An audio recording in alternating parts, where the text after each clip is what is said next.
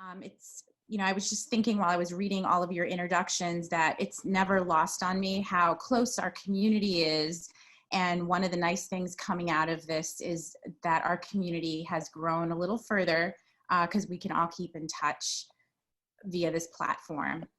Anyway, I am Sobha Kavanakudiyil, and along with Jennifer DeBella, we are co-chairs of the New York City Arts and Education Roundtable, and we are really excited to have this roundtable conversation about unemployment.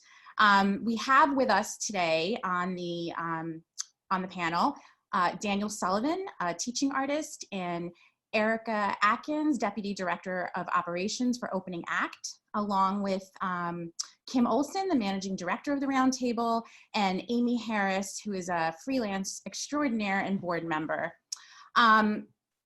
We are going to be recording this session, so it will be sent to all of you. It'll also live on the Roundtable website. And all that to say, if you don't want to share something, please don't, because it is being recorded. We ask that you mute yourself unless you're speaking. If you want to ask a question or share a resource, please use the chat function. We will indicate when people come off of mute and respond to questions or say anything. Amy Harris is going to be monitoring the chat box for us. Please refer to the one sheet that Kim will place in the chat box. And sort of an outline or agenda, if you will, is, I'm going to introduce our panelists, and they are going to address some of the questions that were sent to us ahead of time. And then I'm going to do my best to go through some of the other questions, and then we'll take questions via the chat box, okay?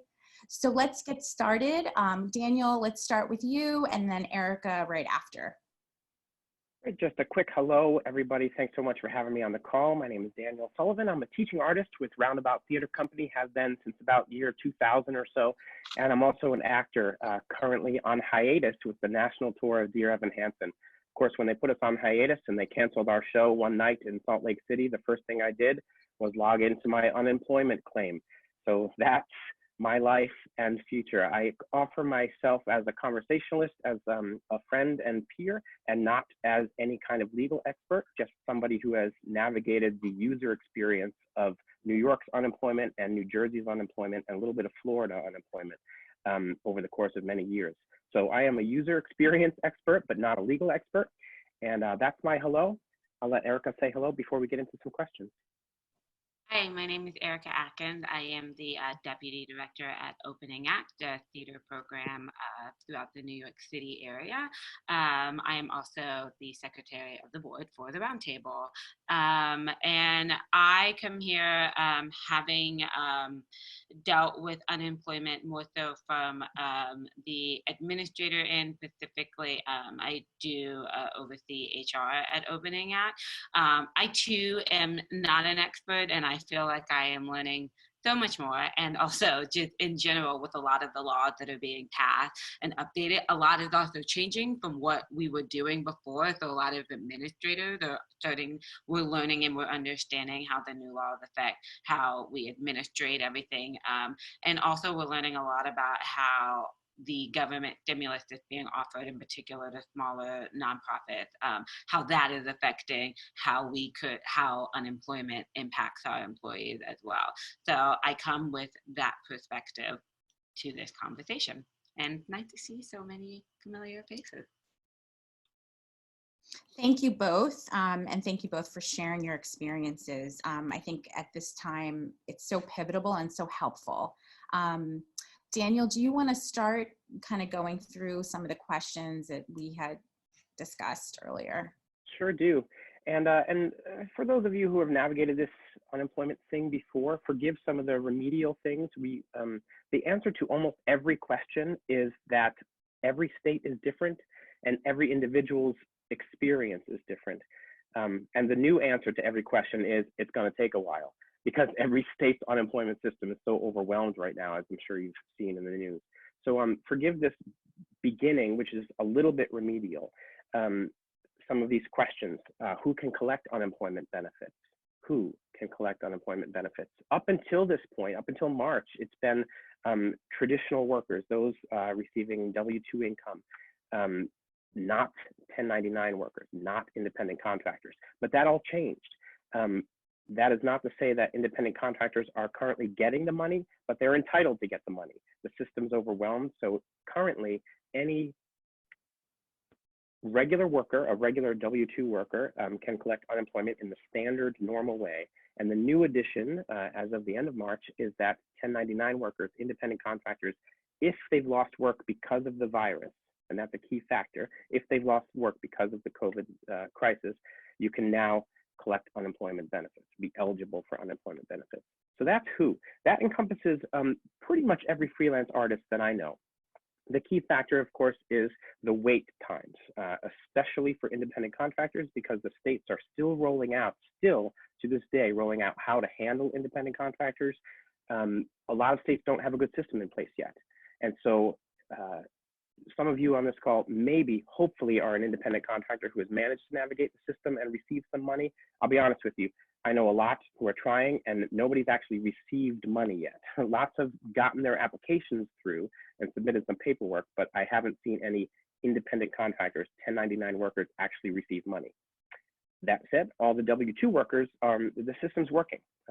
New York City, or New York State rather, received a 16,000% increase in calls to their system at the last week in March. 16,000% increase.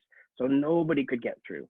The nice thing is that they've said from the get-go that everything is retroactive, that it doesn't matter when you get through to the system. It does not matter. You'll be paid retroactively to when you became unemployed. So that's a brief answer to who can collect unemployment benefits. Here's a brief answer to what the process is. The process is the same for everybody, with one step in the middle that is different for some people. So the two steps are apply for unemployment, that is open up your claim. And then later on, the next step is claim your weekly benefits. And that's the same for every state. You first open up a claim, you establish yourself in the system, and then later on, a week later, 2 weeks later, you log in to claim your weekly benefits. And that's a key factor. Anybody can open a claim. You can open it right now.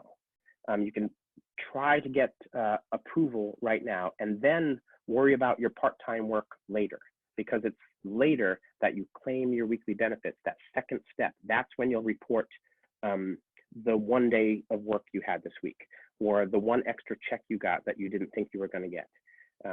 Two important steps. First, opening your claim, and second, claiming your weekly benefits a week later or 2 weeks later, and repetitively for the next few months. There's a middle step for many people, and this middle step is what's gumming up the works. The middle step is having to speak to an actual human who verifies your information. For many people who are traditional workers on W-2 employment, your information is already in the system. So when you open up your claim, if you're lucky enough to log into the system and get in, your information is there. Your income has been reported to the state already, so you can jump right on to step 2, which is claiming your weekly benefits. But for a lot of people, for all 1099 workers, and for many people who have jobs in multiple states, your information's not all there in the system, and that's when you need to talk to a human. That's the middle step, and that's what's been gumming up the works for everybody in every state across America. 16,000% increase in calls to New York State. They hired something like 700 new staff members at the Department of Labor, but they have to be trained first. So not only is this middle step of talking to a human to verify your information a necessary step, but you're now, this week, you're starting to get people on the phone that are brand new, that are learning the system and the rules right alongside all the newly unemployed people. So it's tricky. I consider it a pretty nice thing that that it's working. It's working slowly, but it is working. So those remedial questions. Who can claim unemployment? Almost every freelance artist is currently eligible for unemployment. The new piece is the independent contractors who lost work due to the COVID. And the steps are, first apply, you open up your claim, you're not getting any money yet, you're just opening up your claim. And later on, you're claiming your weekly benefits. And that claiming your weekly benefits is where we get into some tricky and nuanced bits. Can you work part-time? Yes. That second step of claiming your weekly benefits is when you'll report the work that you get. And this is what's kind of nice for a lot of us freelancers. If you've lost work, you open up a claim, And then a week later, you say, I did work one day this week. I did make $300 this week. You report that, and your unemployment benefits will be reduced because you worked, but you're still eligible for a certain percentage. The rules differ by state, and I can speak to New York when we get into the more nuances, but here's why this is all important. Every unemployment claim, every time you receive any percentage of your weekly benefit, any percentage, you also get an extra $600 due to the CARES Act until July 31st. So let me try to put this in perspective. If you are claiming your weekly benefits and you say, yes, I've been unemployed for 2 weeks now, but this past week I worked on Wednesday and I made $225 for teaching a few classes on Wednesday. You'll report that into the system. They'll ask you, how many days did you work this week? They'll say 1. And they'll say, did you make more than, in New York, they'll say, did you make more than $504? That's the magic number in New York State, 504. You'll say, no, I did not make more than $504. You only made $225. That's great. Because you worked one day, they're going to decrease your unemployment benefit. It's not going to be $504. It's going to be something less than that. But then you'll get an extra $600 on top of that, on top of it. Everybody gets that. It's not a percentage-based $600. It's a $600 flat fee or a flat payment for everybody in America that's claiming any percentage of unemployment. So that's a kind of great bonus. I will stop those remedial questions now. That's sort of the basic overview of the situation. So yes, you can work part-time. Yes, you can receive benefits while you're working part-time. And we'll get onto some nuances soon. But now I think I'll pass it to Erika for any sort of introductory big picture questions. Before, Erika, I'm sorry, I want to just ask Dan 2 questions and then I'll pass it over to you. And I don't know if you're going to know the answer to this. But if you live in, for example, I live in New Jersey, but I've worked in Connecticut and New York. Where do I apply for unemployment? What state? Great question. It is your choice. Anywhere that you received payment from, anywhere you received income from, you can collect unemployment from. So the baseline situation is you research what's going to work best for you. For example, if you've worked a lot in New Jersey, they have one of the highest benefit rates in the country at $728 or something, maximum benefit. If you've made a lot of money in New Jersey, you're probably going to be best off applying in New Jersey. If not, Connecticut is a close second and New York is a close third. So the answer to the question is you can apply for unemployment in any state in which you've made money. And do you only apply in one state if you've worked in multiple states? Excellent. Yes, you do. Only one state. Okay. Anything else would be fraud. Okay. And what if you don't have a social security number? Are you able to apply for unemployment? Unfortunately, that's a bit of a debate right now, but the answer at this point is if you don't have a social security number, you cannot apply for unemployment benefits. It's a baseline requirement at this point. And do you know of any resources for people that are in that situation? Sure thing. The standard answer these days is that the Actors Fund has been handling a few grants that are available for not just actors. Of course, the Actors Fund handles all entertainment professionals, including arts educators. The demand is quite high for those grants. So I say it because this is the thing that people say. But there's no easy answer.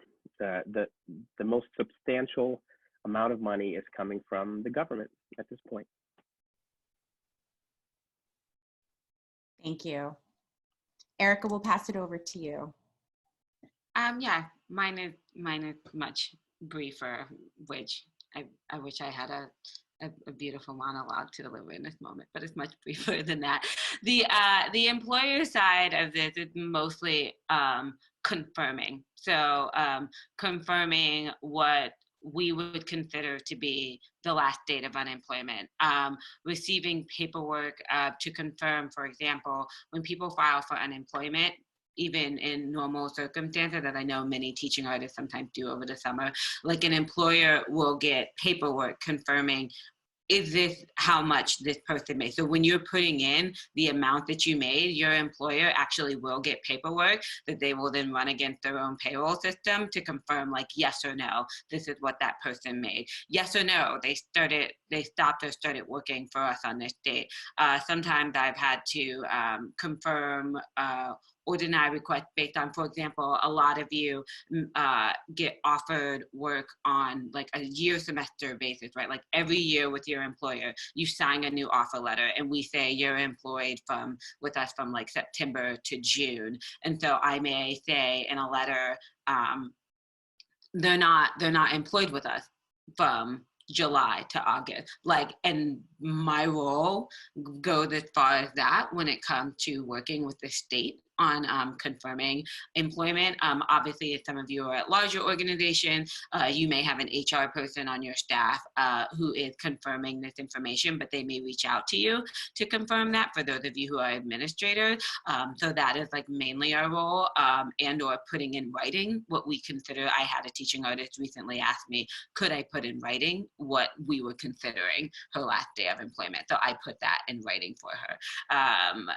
Outside of that, the other, when it comes to what a lot of employers are looking at internally, part of what a lot of people have tried to work to figure out over the course of the past, month, is it actually better to keep your teaching artists employed, or is it better to help set them up to file for unemployment because they might actually make more money that way compared to what you could give them? That was something that a lot of people were trying to figure out, because obviously everybody wants to keep their programs running and teaching artists are the lifeblood of all our programs. But what would actually the better option for the teaching artist, which was really hard to navigate. And that informed, I know a lot of you work at multiple organizations and you're like, why is everybody doing such different things? That was something, a consideration people were taking. Something else that people were taking into consideration, so I'm sure many of you have heard like PPP thrown around. It's the Payment Protection Program. Basically, this is the first time that nonprofits have actually ever been included in that kind of stimulus relief. So a lot of us were navigating that for the first time. But small businesses and employers, I know small businesses got very broadly defined, and we can get into a conversation, a debate about that later.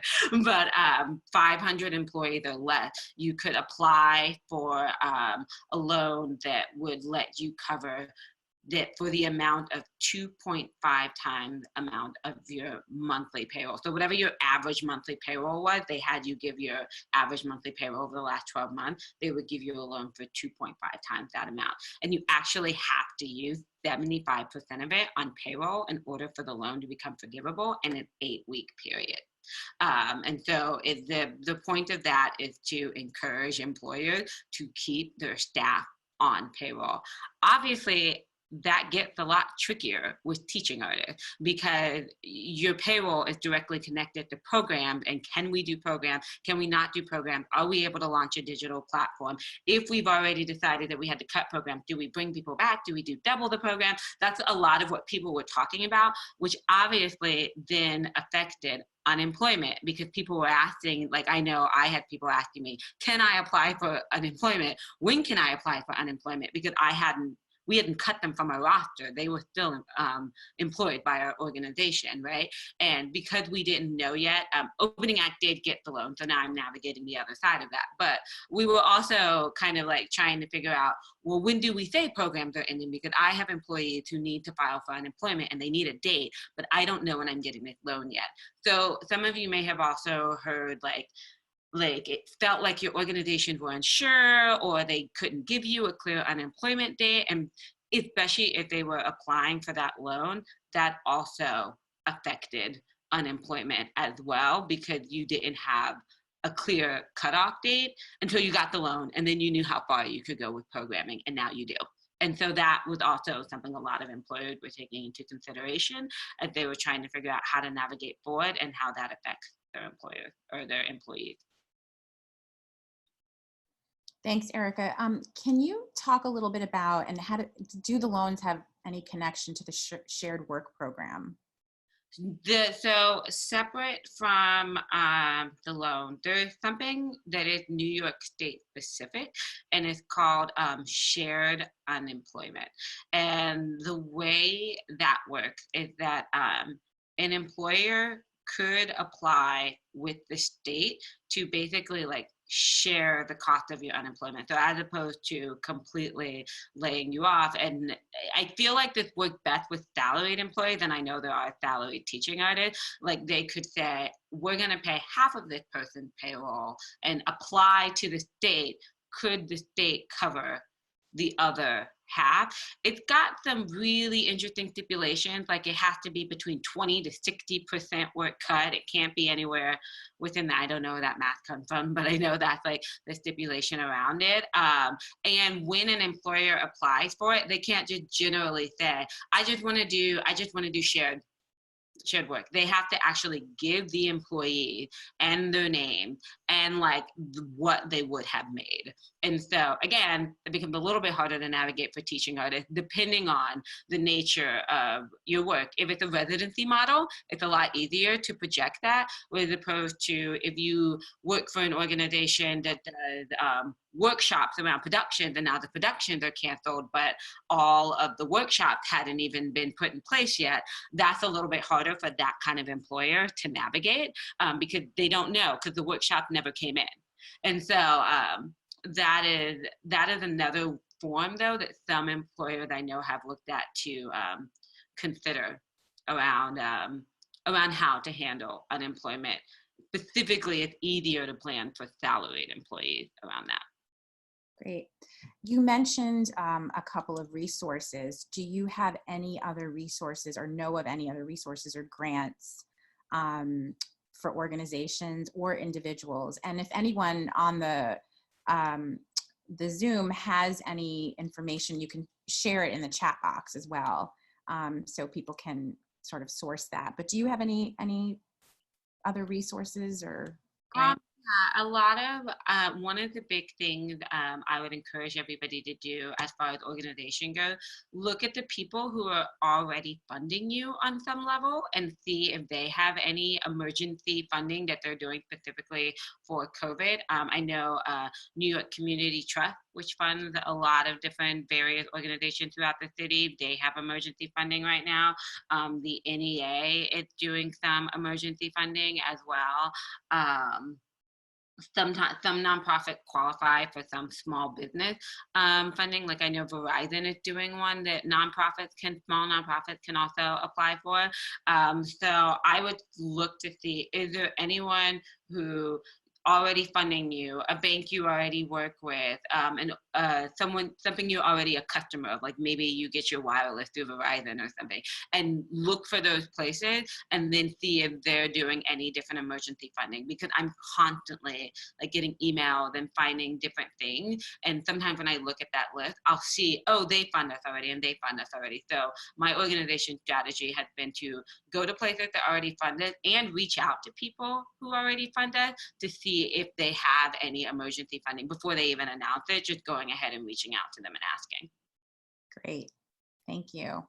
I want to invite everyone, if you haven't already, if you have questions come up, to please put them in the chat box. Amy, I'm going to toss it over to you in a moment. I'm going to just go through some of the questions. A lot of them have already been answered. Dan, this one I think is for you, or for either of you. If someone, here's the question. Will I still be able to claim unemployment over the summer months, even though historically my workload lessens in the summer? Yeah, the answer to that is a pretty simple yes, with a big exception. If you work for an educational institution, teachers specifically, an educational institution is a school, a proper school, not an arts organization working in the school, but a proper school. If you work for them, you've never been able to claim unemployment over the summer. And if you haven't, you have been able to. So the answer remains the same. You can collect benefits if you're seasonal and underemployed for the coming summer. this question has come up a couple of times. What do you do if you can't get through? What is your advice on that? Yeah, that's a tough one. And this is the big thing. This is what everybody's been doing for weeks, is complaining and trying to get through. Anecdotally, I'll tell you, my folks and my parents, both because of the virus, were temporarily laid off and collecting unemployment for the first time in 40 years or something. And they collectively made 800 calls in one day trying to get through. That's just the nature of the beast right now. So the system in New York is supposed to work like this. When you do step 1, which is open your claim, hopefully you move right on to step 2, which is claiming your weekly benefits if your information is already in the system. But if you need to do that step of speaking to a human, the new system is that a human will call you back within 72 hours. So you don't have to sit on the phone yourself and make a million phone calls to the Department of Labor. A human being will call you back within 72 hours. Is that happening? Yes, sometimes. Anecdotally, I've heard of it happening a lot, but also anecdotally, I've heard of it not happening after 72 hours. And then, oh, what do? Do I still wait? Hard to give information or a recommendation on that, but they have taken a large percentage of workers and made their full-time job calling people back. So that's the system in place for New York right now. There's a question that came up a couple of times that I'd love to speak to just to make sure we get it in the mix, because it's on it came up in the chat and it also came up in the pre-registered questions. And it's how much work during the week counts as a day of work that I have to report. If I work a half day on Monday and then a half day on Wednesday, does that count as one full day or 2 different days? The answer is state specific, but generally speaking, any amount of work in a single day counts as a full day of work. So this is absolutely true in New York, and it's mostly true across the United States. If you work an hour on Monday, that's a day of work. If you work an hour on Monday and an hour on Wednesday, that's 2 days of work. So when you're claiming your weekly benefits, you will report how many days of work did you do? 2.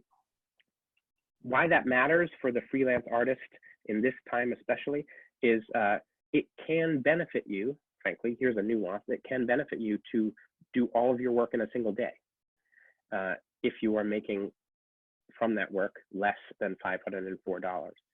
Again, this is New York specific, but if you're making less than $504, it's best to do all your work on a single day if that's appropriate for your work, if you're doing report generation or something. If you're teaching a class remotely, well, you can't really control that too well. You know, maybe you're teaching it twice a week or 3 days a week, and you have to report that honestly. But it can benefit you, and that's a nuance of the system. Great, thank you. Amy, do you want to share some questions that have come up in the chat box? Sure. Dan, could you clarify if you have a W-2 and 1099, how that works when you're applying for unemployment, and specifically if your 1099 is a lump sum as opposed to an hourly or a weekly pay format? How do you divide that amount, or how do you claim that amount? Yeah, that's the new thing that every state is trying to figure out. So I'll answer from the user perspective that if you have enough W-2 income to get an unemployment claim approved, in other words, if your income has already been reported to the state and it comes up online and they know it's you and they reference your social security number, you've made this money, that's the easiest way to not even report your 1099 income. In other words, if you've made enough money with your W-2s that you get a claim and a benefit amount that suits you, the maximum in New York is 504, that's the easiest way, is to not worry about putting in your 1099 income at all. For those people who don't have enough W-2 income, and there are the new breed of people who are allowed to apply for unemployment benefits now with 1099, each state's handling it differently. I've heard from New York, you have to, of course, speak to a human, so that takes a while. You have to wait for them to call you back. And there's a self-reporting system of, somebody else, each person's handling it differently. I know one person who had to send in tax return, or their tax return, a copy of the numbers in their tax return. each state has to handle it differently. There's no federal regulation about how to handle it. The federal regulation is only that the states have to figure out a way to handle it. But like I say, the 1099 worker is the new piece of this puzzle, and those are the folks who are having to wait the longest. I'd be curious in the chat if any 1099 worker has received money yet, because as I said before, I don't know a single one who has gotten the money yet in their hands. So W-2 income, if you have enough of it, it's easiest for you to just use that. That will make the system clean, and you'll get to step 2, which is claiming your weekly benefits faster. But if you don't have enough W-2 income to give yourself a good weekly benefit rate, and you need to use that 1099 income, then you're just going to need to wait to speak to a human at the Department of Labor and do what they tell you to do as far as self-reporting that income. Thank you. And Sobha, there have been several questions about support for people who have been furloughed or have reduced salary. Either they were full-time and now they're working less, or they were part-time and they are working less. Are there support for those people? Great question. Yeah, I would throw out to Erika that that's probably the work share program is the, I would say, only available support, but you can speak to that. Yeah, my understanding, the caveat is that I haven't been in a place to completely navigate this yet, so I'm speaking more so from the research I've done rather than anything I've actually implemented. But my understanding is that is what the shared work plan program is in place. What I don't know or can't speak to on behalf of your organization, for example, have they applied and they haven't heard back yet? Because I'm sure just like the traditional unemployment system, that they are also overwhelmed as well, that particular section of the unemployment. But the answer is, I know that that is what the shared work plan is for, that employers are at in that application. Would I have to lay this person off if I wasn't reducing their hours? And you say yes or no, and then you can say this is what they would be working. Now, I will say again, there is the caveat about that 20 to 60%. So if your hours are less than that 20% or more than that 60%, then your employer might not be able to use the shared work program for that, because you might be outside of that window. So I think that's something I would bring up to your employer and see, and maybe try to figure out where you cut between 20 to 60%, or was it less or more than that. I know that any amount that your salary cut can completely throw off your personal finances, but that is the stipulation that New York State has, and there has been no update around that through this. Thank you. Amy, are there more questions? There are. One is, what is the stipulation for applying for work now? You know, previously, if you were on unemployment, you had to prove that you were applying for work. Is that provision still being required? This is the most fascinating question to me. I love the answer to this question. So here it is. Every state does have work search requirements. New York, when you're unemployed, New York specifically requires 3 work searches of different categories each week, and you have to document them. Will you ever get called on that documentation? Probably not. Personal experience, I've been called once in 19 years of having sporadic unemployment claims. One time I had to turn in my work search requirements. Here's the answer. Specifically, in the CARES Act, the work search requirements are still in effect. That is written into the CARES Act. So whatever your state says you have to do as far as work search, you still have to do it. However, because it's big government, there's a big caveat, and I want to read it to you. The caveat is called flexibility, and it encourages, notwithstanding the requirements of the states, states should provide flexibility in meeting the work search requirements in the case of COVID-19, including because of illness, quarantine, or movement restriction. In other words, the CARES Act says all the work search requirements still exist, but states should give some flexibility if a person cannot search for work because of illness, quarantine, or movement restriction. To me, that says if you truly can't get out and look for work because you have to be quarantined in the house and oh, I don't know, your work requires you getting out of the house to look for the work, then you're okay. You don't have to work, you don't have to look for work because you need to walk outside to get that work. But if you're like many of us where you can theoretically look for work remotely and perhaps be offered work remotely, those work search requirements still exist. I would say anecdotally, you probably will never get called on them. The states probably will not want to fight you on your work search requirements during the time of this crisis, probably, but the law says you have to do it. Dan, can you clarify, you said work search requirement of 3 categories. What did you mean by that? No, yes, sorry, that's very state specific, and the information for every state can be found on the Department of Labor's website for your state. In New York, there are 15 different ways of looking for work. I think it's 15, and you need to look for work in 3 ways in different segments of the 15. It's all very confusing, but what that means is you can't, essentially what that means is you can't just email a former employer and say, do you have any work for me? That's number like 13, but that's a very easy category. A more complicated category would be sending a cover letter and resume to so-and-so who is looking to fill their roster in a new way next year.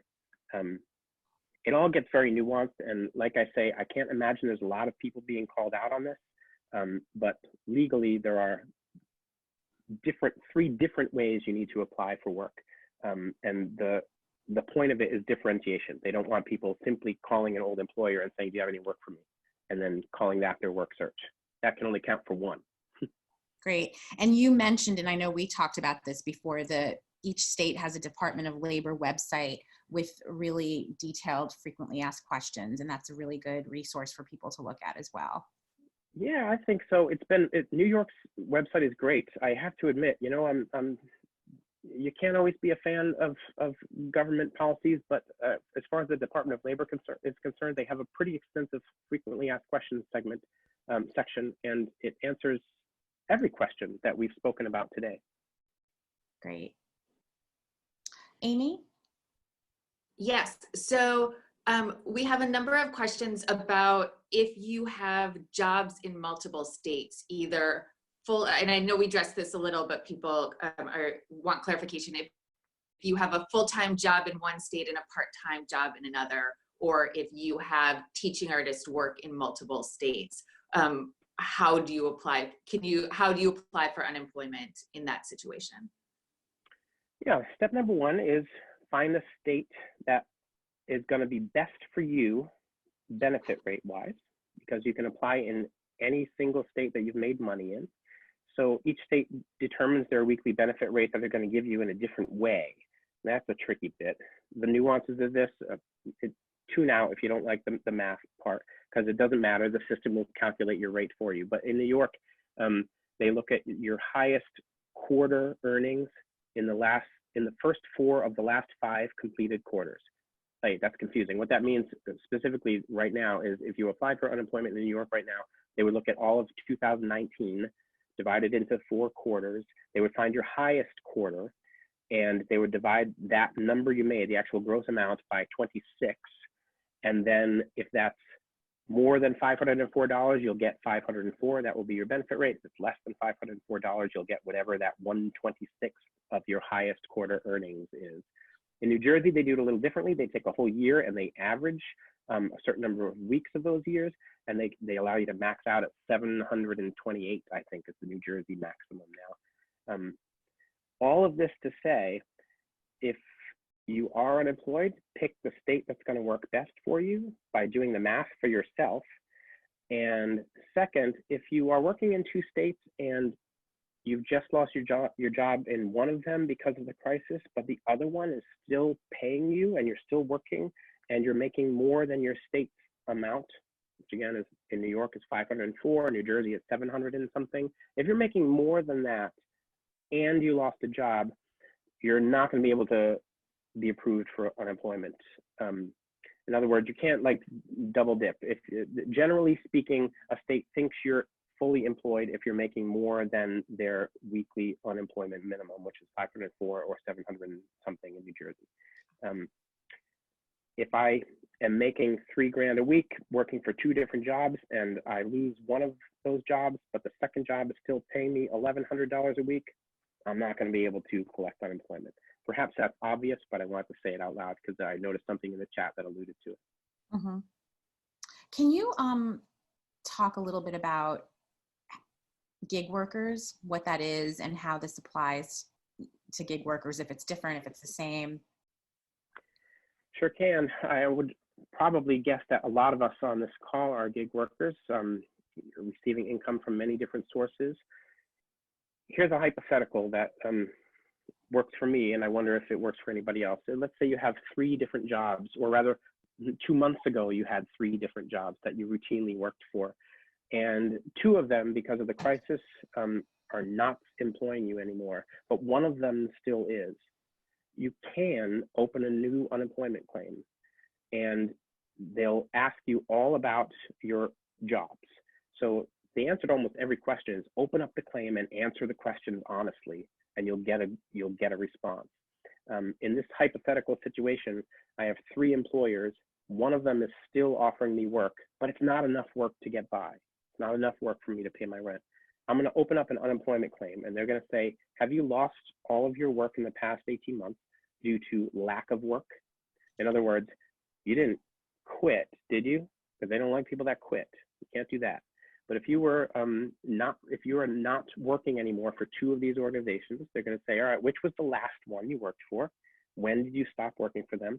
They'll collect all of that information, and you'll open up a claim. It's very specific. They'll ask you the employer's name and the federal employer ID number, and they'll look at how much money you made, and then they'll offer you a benefit rate. Later on, you'll claim your weekly benefits, and you'll say, yes, organization number 3 is still paying me, and I worked for them on Monday, and they paid me $402, and that's just fine. That's 100% acceptable as long as you report it honestly. They'll reduce your weekly benefit amount. You won't make as much, but currently, until July 31st, you'll still receive a bonus of $600, and that's the magic. Until July 31st, you can receive extra $600 if you have that unemployment claim and you're making less than your state's weekly amount. Great. I'm going to ask you 2 more quick questions, and then Amy, if you can start crowdsourcing questions about furlough, we can start looking at some of those. One question that was asked, the $504 amount, is that pre-taxed? It's gross, yes, pre-tax. Here's another question. Someone is a full-time employee, but has a part-time job, which accounts for 20% of their income. Can they file for unemployment? Yeah, you can sure file, but you're only going to get money if you are making less than that 504, or in New Jersey, 720 something. So sure, you can open up an employment claim because you were laid off from one of your jobs. You can open it up, but you still have to report your other work. And when you report it and you make more than the $504, they're just going to say, sorry, you made too much money. We can't give you any unemployment benefit. Okay, I'm going to transition over to Amy to just share some questions about furlough. And I'm going to ask the first one. If a company has furloughed you, can they ask for you to do work for no compensation? Oh, would a company do that? No. I think the answer is, I mean, Erika can perhaps speak to that. I'll say one thing. Legally, the work is defined as anything, whether it's paid or not. Whether it's paid or not, any work that you do for a company or a relative that owns a company, any work that you do is work, whether it's paid or not. That's the legal definition for New York.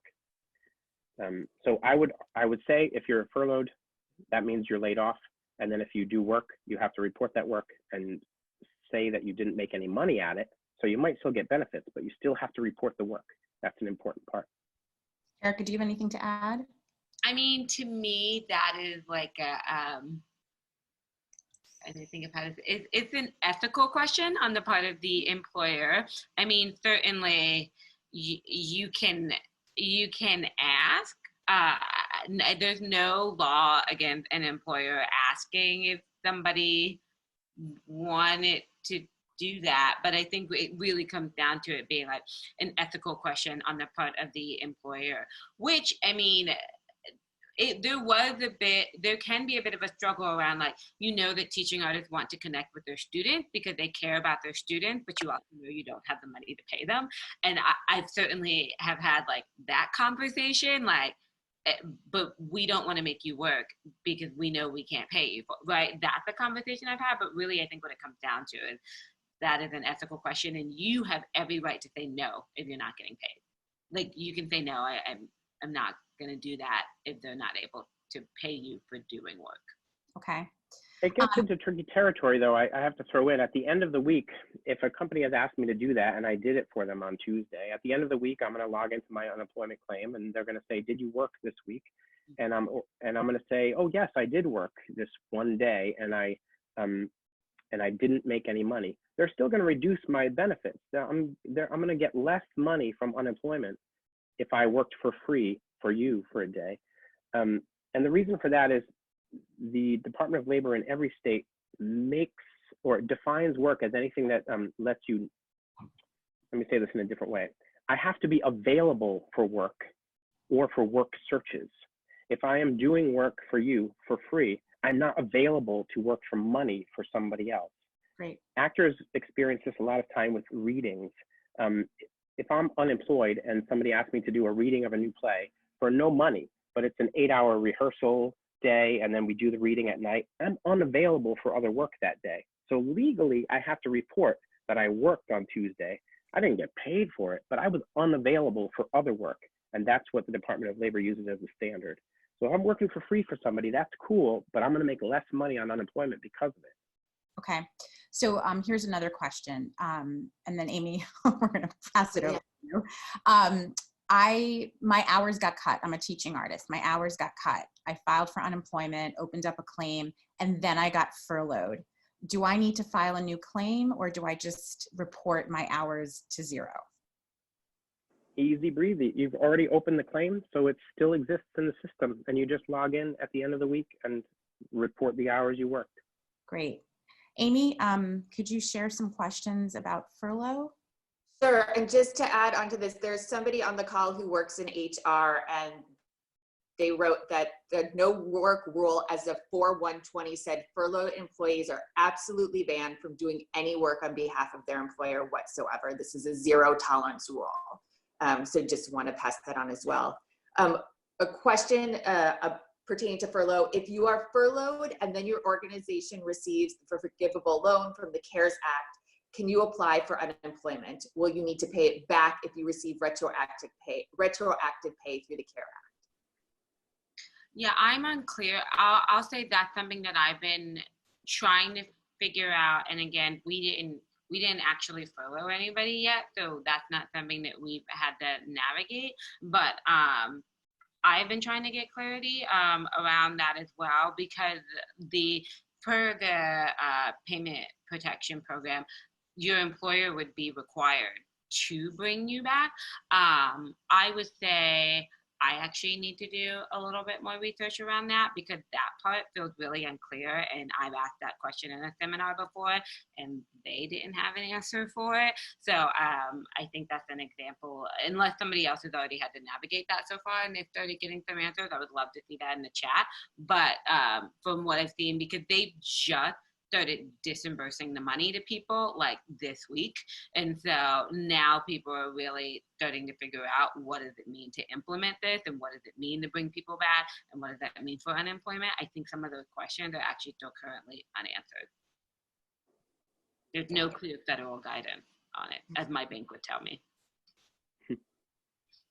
And another question is, how does the work rule apply if you are furloughed and will ultimately be reemployed, or hopefully be reemployed in the near or far future?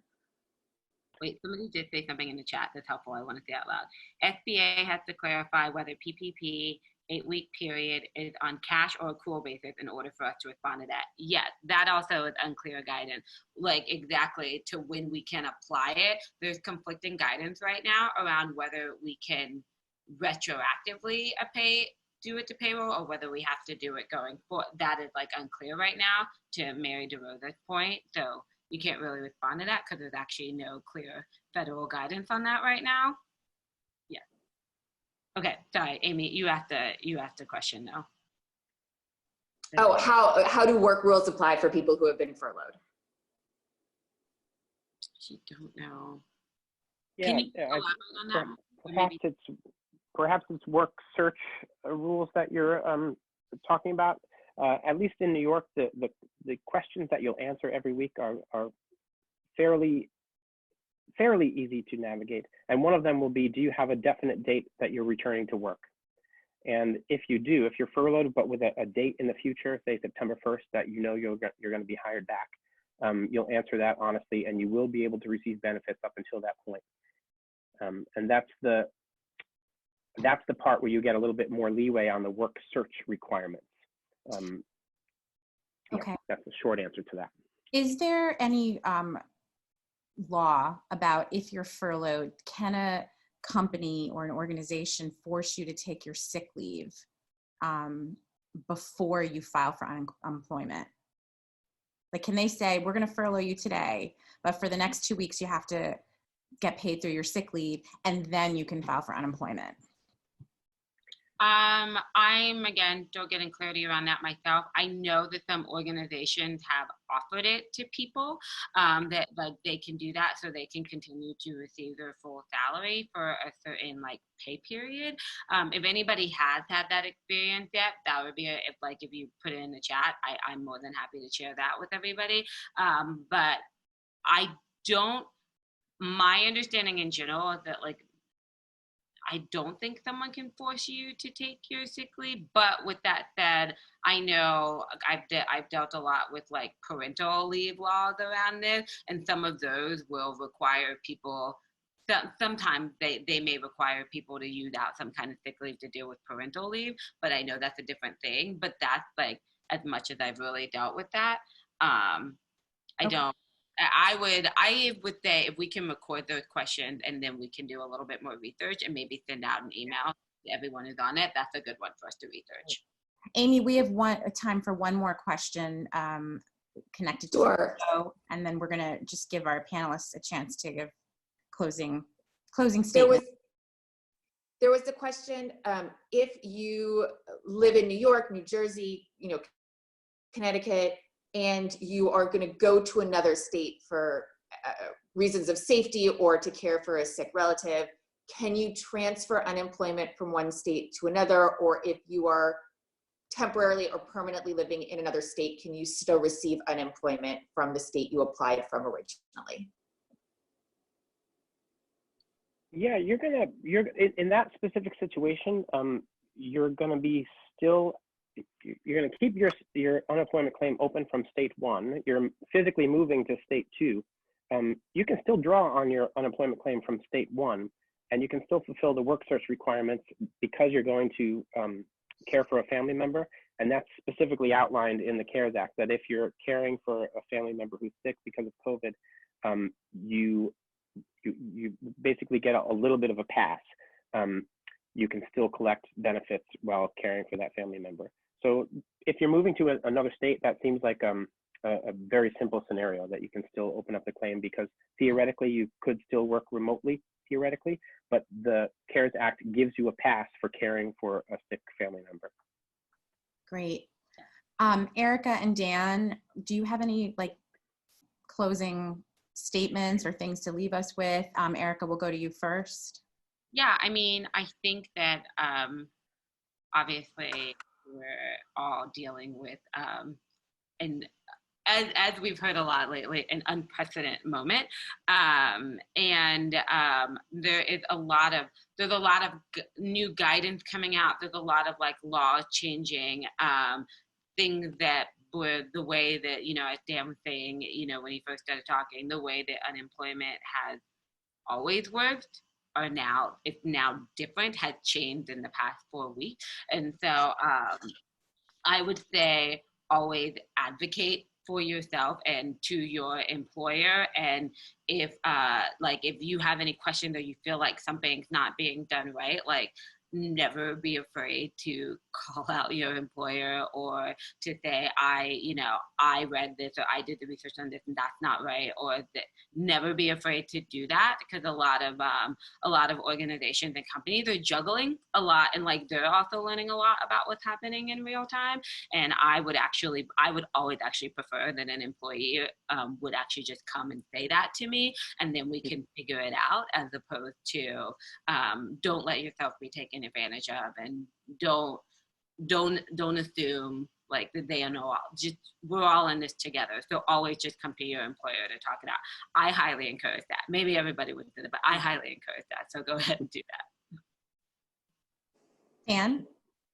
Hey, we're all in this together, and let's face it, everybody on this call is privileged enough to have a computer or a phone in their hands and a Wi-Fi connection, and so we're not the worst off people in America right now. When was the last time a government said, hey, freelance workers, hey, gig workers, here's a benefit just for you? We're in an unprecedented time, but we're getting a benefit that can actually help us. So if it's unemployment that you need, I have yet to meet a teaching artist or an arts educator that does not qualify for unemployment. I've yet to meet one. I think everybody does currently. I think that's the way it is. So let's take that benefit when we need it. At this point, it's not being taken from somebody else. Our money that we're getting from unemployment at this point has been promised to last up to a certain point for everybody. So if I claim for a day, it doesn't mean somebody else doesn't get to, at least not yet. If that changes, I'm sure the government will tell us the pool is too small. It happened with the loan program, right? But for unemployment, it hasn't happened yet. So let us take the benefit that we need. And if anybody wants peer-to-peer kind of conversation, I'll throw out my email address with Roundabout. It's and again, I'm not a legal expert. I'm just a guy who has dealt with this on the user end for a long time. So if you want to chat or ask me a question directly after this, it's Daniel S. at roundabouttheater.org. That's Daniel S. at roundabouttheater.org. Thanks, y'all. Great. And I think we can probably, Kim, could you add his email to the chat box? I want to just thank you both so much for sharing your expertise, and thank everyone that's on this Zoom for sharing their questions. You know, I know things are really hard right now, but I want you all to make sure you take a minute and just smile at the fact that our community has come together and that we're really lucky to be able to do what we're doing. And while that might shift a little bit, you know, keep it in mind that we're really lucky that we have this community. There are a lot of unanswered questions we're noting on the chat box. We are going to do our best to find out the answers to them, and if need be, we will have another roundtable conversation on this topic. I also just want to remind everybody that face-to-face at 4 is, we have another session tomorrow, and 4 o'clock, it's a session on mindfulness, which I think a lot of us could use. And the National Dance Institute is going to be sharing their expertise on that topic. So thank you all. Thank you, Amy. Thank you, Erica. Thank you, Dan, Kim. Thank you for putting this together. And enjoy your day. And we're going to keep this open just for a couple of minutes so that you have a minute to save the chat box. But otherwise, bye.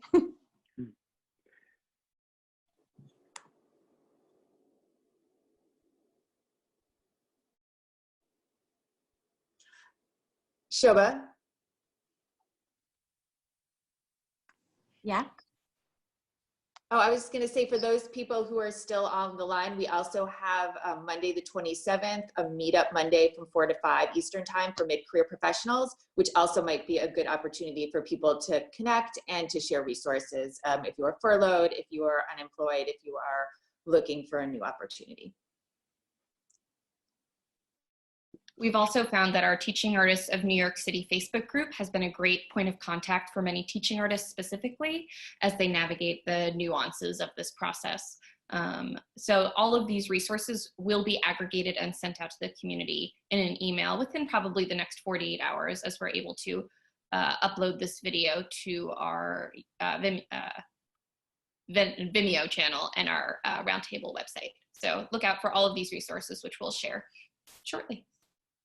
Great. We're going to give it another 30 seconds or so, and then we're going to close out.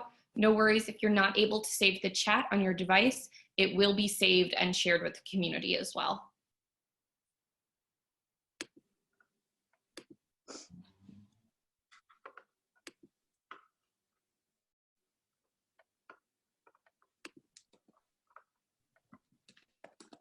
And that's the mindfulness session is Who's Got Time for Mindfulness? And it will be facilitated by representatives from National Dance Institute, which is one of our member organizations here at the Roundtable.